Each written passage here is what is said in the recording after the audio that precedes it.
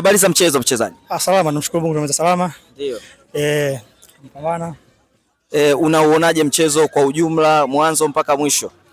Mchezo ulikuwa mgumu.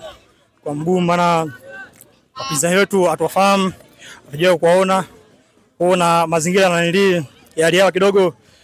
Inakuwa shida baridi, kifua. Ila Somba tumepambana, tumepata pointi 3. Mungu anashukuru. Mungu anasaidia. Shukuru Mwenyezi Mungu. Tunawaahidi nini wapenzi wa mashabiki wa Kago Sports Club kwa mechi zinazofuata? Tunaahidi vingi. Wanatafuzu hatua hii kwenda hatua nyingine hadi finali, tutachukua ubingwa.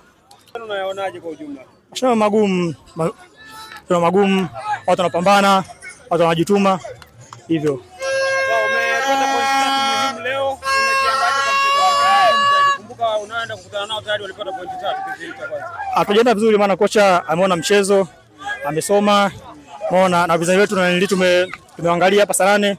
Kwa hiyo umeona kocha ameangalia mchezo. Kwa hiyo tulifanyia kazi mazoezini.